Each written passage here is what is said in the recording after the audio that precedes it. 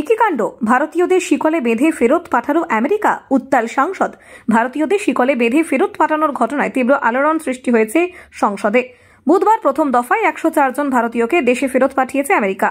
অবৈধ অভিবাসন এবং ভিসার মেয়াদ শেষ হওয়ার কারণে তাদের টেক্সাসের এল পাসো বিমানবন্দর থেকে মার্কিন সামরিক পরিবহন বিমান C-70 গ্লোব মাস্টারি করে অমৃতসরে নামিয়ে দেওয়া হয়। এই ঘটনা প্রকাশ্যে আসতে বৃহস্পতিবার সংসদের বাজেট অধিবেশনে উত্তেজনা ছড়ায়। বিরোধী দলগুলি বিষয়টি নিয়ে আলোচনার দাবি জানায়, কিন্তু লোকসভা স্পিকার ওম বিড়লা তা খারিজ করেন। এরপরই বিক্ষোভে ফেটে পড়েন বিরোধীরা। পোস্টার হাতে প্রতিবাদ জানিয়ে তারা ওয়েলে নেমে স্লোগান দিতে থাকেন। সংসদের স্বাভাবিক কার্যক্রম ব্যাহত হওয়ায় প্রথমে দুপুর 12টার পরে 2টো এবং শেষ পর্যন্ত 3:30 পর্যন্ত লোকসভার অধিবেশন মুলতবি করতে বাধ্য হন স্পিকার। রাজ্যসভাও 12টা পর্যন্ত স্থগিত হয়ে যায়। বিতর্কের মধ্যে বৃহস্পতিবার দুপুর 2টোয় বিদেশ মন্ত্রী এস জয়শঙ্করের সংসদে আমেরিকার অবস্থান এবং সরকারের প্রতিক্রিয়া জানাবেন।